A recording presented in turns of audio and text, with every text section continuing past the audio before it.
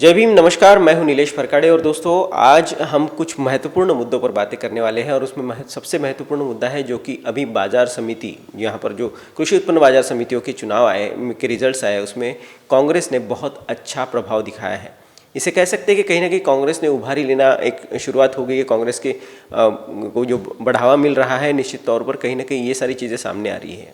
हमारे साथ महाराष्ट्र राज्य कांग्रेस कमेटी के सचिव हैं जिनका नाम संजय मेश्राम है, जो हमारे साथ मौजूद है। आज उनसे जानने की कोशिश करेंगे कि किस तरह से इस रिजल्ट्स को देखते हैं और भी कई मुद्दे हैं जिनसे हम बात करेंगे। सर, सबसे पहले लॉर्ड बुद्धा टीवी को समय देने के लिए बहुत बहुत धन्यवाद। मेरा पहला सवाल आपसे ये है, चुनाव में आपको बहुत अच्छे रिजल्ट्स मिल रहे हैं और कई जगहों पर तो आपने बीजेपी का सुपड़ा साफ कर दिया है, कैसे देखते हैं इन सब चीज़ों को? देखिए, सहकार क्षेत्र में पहले से ही कांग्रेस बहुत मजबूती से आगे रही है। दो तरीके के विचार हैं। एक कि राजकीय परिस्थिति, राजकीय सपोर्ट देने के लिए जो हम शेतकरी या जो अपने कृषि क्षेत्र है उसको मदद करने के लिए दो लेवल्स बनाई गई है। एक लेवल जो पॉलिटिकल होती है और दूसरी लेवल जो सहकार क्षेत्र होती है। तो सहकार क्षेत्र में कांग्रेस का योगदान पहले से ही बहुत मजबूत है और इसीलिए कांग्रेस हमेशा कृषि, शेतकरी, अपने जितने भी लोग हैं उनके साथ हमेशा रही है। और उसको देखते हुए इस क्षेत्र में प्रवेश करने का जो भाजपा का प्रयत्न था, उन्होंने एक अलग मंत्रालय बनाया कि हम कुछ भी हो जाए तो हम कांग्रेस को हटाना चाहते हैं, मगर कांग्रेस ग्रास रूट पे इतनी ज़्यादा मजबूत है और सहकार क्षेत्र में इतने मजबूत है कि वो उनको हटा नहीं सकते। इसलिए एक नया षड्यंत्र ये शुरू हुआ था। बट अभी के जो रिजल्ट आए हैं इससे दो चीज़ें स्पष्ट होती है। एक कि आज भी किसान और कृषि क्षेत्र पूरी तरह से कांग्रेस के साथ में है। भारत एक कृषि प्रधान देश है। यहाँ का मेजर जो इंडस्ट्री है वो कृषि है, इसीलिए उनका साथ जो है वो हमेशा कांग्रेस के साथ रहा है। और कहीं ना कहीं अब माहौल में जो बदल आ रहा है, जो चेंज आ रहा है, वो बहुत ही साफ दिखाई दे रहा है। कांग्रेस ने हर जगह महाराष्ट्र में हर तरह से अच्छा प्रदर्शन किया है। हमारे उमरेड विधानसभा क्षेत्र में मांडा कृषि उत्पन्न बाजार समिति के कल रिजल्ट आए, उसमें 18 में से 17 सीटें हमने जीती हैं और सिर्फ एक सीट ग्राम पंचायत की जो है वो सिर्फ 5-6 मतों से हम लोग हारे हैं। इससे पता चलता है कि महाराष्ट्र का माहौल आज पूरी तरह से कांग्रेस के साथ में है। सर, ग्रामीण नागपुर के अड़ोस पड़ोस का एरिया देख लिया जाए या फिर ग्रामीण क्षेत्रों में आपका अभ्यास जो है वो अभ्यासपूर्ण ये रहा है। महत्वपूर्ण चीज़ आपसे एक जानना चाहते हैं कि जैसे आपके जो प्रदेशाध्यक्ष वो भी किसान नेता के तौर पर जाने जाते हैं, जिन्होंने एक किसानों के मुद्दे पर भाजपा को छोड़कर वो कांग्रेस में वापस आए थे। अब सिचुएशन ऐसी कहीं ना कहीं ऐसा लगता है कि जो कांग्रेस हमेशा से कहते आई है कि भाजपा का जो प्रोपेगेंडा है, भाजपा के जो ध्येय है वो किसानों के विरोध में चल रहा है। अब किसान ही इसके लिए शुरुआत कर रहे हैं और उनको ख़त्म कर रहे हैं, ऐसा कुछ आपको लगता है? आपका क्या अभिप्राय है? देखिए, मैंने कहा, कांग्रेस हमेशा किसानों के साथ, गरीब जो शेत मजूर है, जो गरीब लोग हैं उनके साथ हमेशा रही है। आप किसी भी किसान से पूछ लीजिए कि आपको कांग्रेस के शासन में जब भी कहीं कोई प्रॉब्लम आया, अतिवृष्टि हुई, दुष्काल हुआ, तो कांग्रेस ने हमेशा डायरेक्टली शेतकरी के अकाउंट में 2000-4000 जो भी मदद थी वो तुरंत भेजी है। अभी की सरकार दिखावे वाली सरकार है। वो कहती है कि भाई हम किसानों के साथ है, बट आपको सबको मालूम है कि किसानों ने जब इतने महीनों जब आंदोलन किया जिसमें 700 किसान शहीद हो गए, मगर किसानों की मांगे मानी नहीं गई, सुनी नहीं गई। ये सिर्फ इलेक्शन आने वाला था और उन्हें उस मुद्दे से बाहर निकलना था, इसलिए उन्होंने प्रस्ताव किया। बट जो भी चर्चा हुई और जो भी आश्वासन दिए गए वो आज तक पूरे नहीं हो गए, ये सत्य है। और इस सत्य को मानकर ही किसानों ने अब निश्चय किया है कि वो कांग्रेस के साथ में रहे। वो हमेशा कांग्रेस के साथ में रहे, इस बार और मजबूती के साथ वो आज कांग्रेस के साथ में देश में आ रहा है। ये इन सब जो ये सब जो रिजल्ट्स हैं इसमें बहुत ही स्पष्ट तरीके से दिख रहा है। सर, निश्चित तौर पर उद्योजकता की बात करें तो अभी बारसू का मुद्दा खब सबसे ज़्यादा चल रहा है और उस पर राजनीति भी गर्मा गई है। एक महत्वपूर्ण विषय ऐसा सामने आया कि वहाँ पर के लोगों को जो मारा गया, पीटा गया, वहाँ पर लोगों को भगाया गया, उन सारी चीज़ों के साथ में अब केसरकर जी का कल का स्टेटमेंट था कि उन्होंने कहा कि आप उनके मुखौटे उतारिए तो पता चलेगा कि ये एग्जैक्टली किस पार्टी से बिलोंग करते हैं और किन लोगों की ये है। तो बारसू में जो प्रकरण हुआ उसमें हमारे माननीय मुख्यमंत्री जी ने भी एक शब्द कहा था कि हमारी सरकार जो है जनता की सरकार है और जनता के लिए कार्य करेगी। अब जनता को ही पीटने का काम वहाँ पर हो रहा है। जी देखिए, किसी भी प्रोजेक्ट के विरोध में हम कभी नहीं रहे हैं, किंतु प्रोजेक्ट जब लगाया जाता है तो वहाँ के लोगों को कॉन्फिडेंस में लेकर ही हमेशा काम किया गया। इस सरकार का धोरण ऐसा है कि इनको कुछ दिखाना है, कुछ करना है, मगर लोगों को साथ में नहीं लेना है। तो ये जोर जबरदस्ती का जो सेशन शुरू हुआ है और उसका ब्लेम दूसरे पार्टियों पे डाला जा रहा है, मुखौटे किनके हैं आप देख लीजिए। तो आंदोलन ये सब जन आंदोलन है। आप जानते हैं कि अभी किसानों ने भी मोर्चा निकाला है, पिछले बार भी निकाला था, पर इस सरकार का जो सरकार की जो संवेदनशीलता होनी चाहिए लोगों के प्रति, वो बिल्कुल एब्सेंट है। और उसकी वजह से न उन्होंने जो किसानों ने मार्च निकाला उसके बारे में कुछ कहा, न ही उनके संबंध में या उनकी जो मांगे थी उन पर विचार हुआ। अभी सिर्फ पॉलिटिक्स चल रहा है, राजकारण चल रहा है, अपनी रोटी कैसी सेकी जाए, इसके अलावा जनता के मुद्दों की तरफ इस सरकार का ध्यान नहीं, ये स्पष्ट है। निश्चित तौर पर। और सबसे महत्वपूर्ण बात कि कल नाना पटोले जी का भी स्टेटमेंट था कि उस जगह पर वो सरकार इसलिए पूरा करना चाहती है क्योंकि उसके अड़ोस पड़ोस में सरकार से ही जुड़े हुए कुछ लोगों की ज़मीनें खरीदी गई है वो पिछले 6 महीने में। तो इस पर आपका क्या मत है?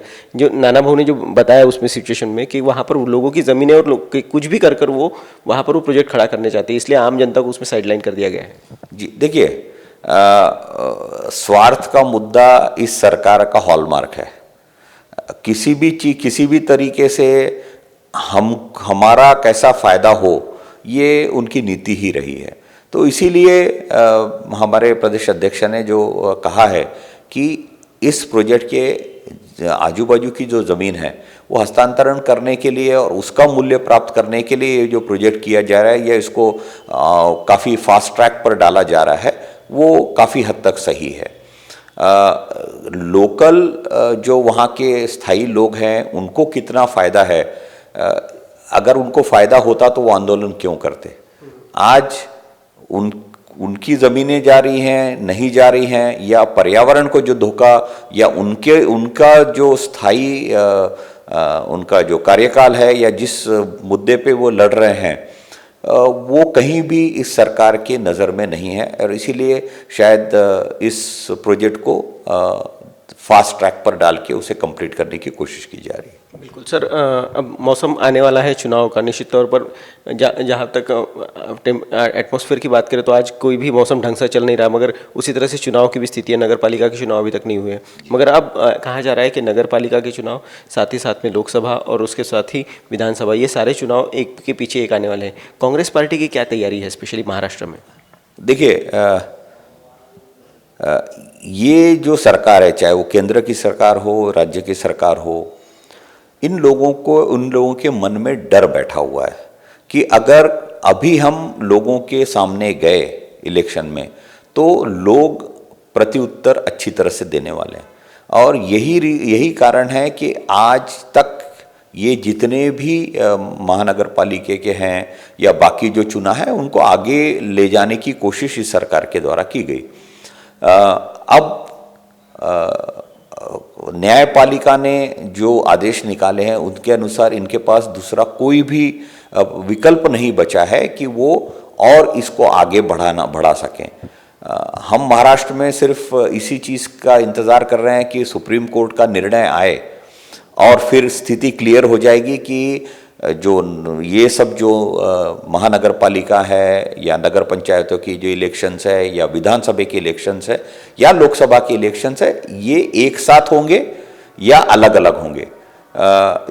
अभी केंद्र सरकार और यहाँ की जो मौजूदा राज्य सरकार है, ये काफ़ी उस मुद्दे पे चर्चा चालू है उनकी। बट वो चाहते हैं कि ये सब अगर एक साथ हो तो शायद केंद्र सरकार का कुछ इफेक्ट राज्य पर हो। बट महाविकास आघाड़ी की जो वज्रमूठ सभाएं हुई, जो आप सब लोगों ने देखी, उसमें जनता का जो कॉल है वो बहुत स्पष्ट तरीके से सामने आया है। कभी भी कोई भी पार्टी जब सत्ता में रहती है तो उसका स्वाभाविक दुष्परिणाम होता है गठबाजी। जैसे जैसे पावर हाथ में आता है गठबाजी बढ़ते चले जाती है। और कांग्रेस इतने सालों से जो शासन कर रही थी, तो ये भी एक स्वाभाविक है कि कांग्रेस में काफ़ी गठबाजी है। मेरा अगला सवाल वही था कि कांग्रेस में जो स्थितियां हैं चुनाव से जुड़ी हुई, अब यहाँ पर भी गुटबाजियाँ बहुत ज़्यादा दिखाई देती है, तो इस पर अब महाराष्ट्र प्रदेश की कांग्रेस कमेटी किस तरह से सोच विचार कर रही है? देखिए, अब इसका जो हल है वो मैं समझता हूँ कि ये तो हमारे हाईकमांड से आएगा। हाईकमांड के बहुत क्लियर इंस्ट्रक्शंस है कि आप गठबाजी को बाजू में रखिए, चुनाव जीतना पहला काम है, आप लोग सब लोग एक साथ मिलके पहले लड़िए, जीतिए, और उसके बाद में जो निर्णय होने हैं वो हाईकमांड लेगी। मैं आपको बताना चाहूँगा कि कांग्रेस में कार्यकर्ताओं की कमी नहीं है, मगर गठबाजी की वजह से कार्यकर्ताओं में संभ्रम आ जाता है। अभी अगर आप मांडा बाजार समिति के इलेक्शन के रिजल्ट्स देखें तो यहाँ कोई भी नेता उनके साथ में कैंपेन करने नहीं गया, मगर कार्यकर्ताओं ने, वहाँ के स्थानिक नेताओं ने खुद मेहनत लेकर इस ये जो हमारी सफलता है, इसको इतनी बड़ी सफलता लाना, इसीलिए मैं उस विजय का श्रेय किन्हीं नेताओं को न देके उन कार्यकर्ताओं को और उन स्थानिक नेताओं को देना चाहूँगा जिन्होंने एकजुट होकर कांग्रेस का काम किया है। और जब कांग्रेस एकजुट होकर काम करती है तो दूसरी शक्ति कोई भी नहीं है जो उन्हें हरा सके। तो केंद्रीय जो हमारा नेतृत्व है उनका यही कहना है कि किसी भी, जैसे अभी कर्नाटक में इलेक्शंस है, थोड़ा संभ्रम फैलाया जा रहा था कि वे हमारे जो दो नेता हैं डी शिव कुमार और हमारे जो पुराने मुख्यमंत्री, उनके बीच में मनमुटाव है, उसको दूर किया गया। आज कांग्रेस एक होकर वहाँ लड़ रही है।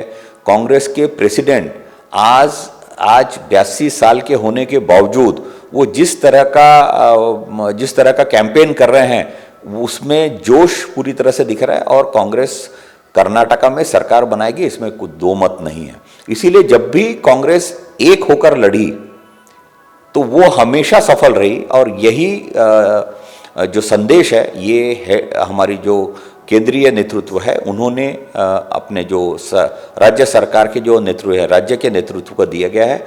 और मुझे ऐसा लगता है कि कहीं ना कहीं आने वाले समय में हर राज्य में सब राजकीय जो नेतृत्व है वो एक साथ मिलकर लड़ेंगे और बड़े पैमाने पर हम इन सब चुनाव में सफलता हासिल करेंगे। बहुत बहुत धन्यवाद सर हमसे बात करने के लिए। तो कांग्रेस सर का कहना ऐसा है कि कांग्रेस एक ऐसी पार्टी है जो जिस वक्त एक साथ अगर लड़ती है तो फिर उसे कोई हरा नहीं सकता। निश्चित तौर पर हम भी आशा करेंगे कि इस बार कांग्रेस का यही रूप हमें दिखाई दे। ये थे संजय मेश्राम जो हमें बता रहे थे कांग्रेस पार्टी के बारे में जानकारी, और साथ ही साथ बारसू में जो प्रकरण हुआ और उस प्रकरण में जिस तरह से आम जनता पर अत्याचार किए गए उसके बारे में भी उन्होंने हमें जानकारी दी और इन्होंने अपना मत रखा। कैमरामैन सौरभ के साथ दिलेश फरकाड़े, लॉर्ड बुद्धा टीवी के लिए।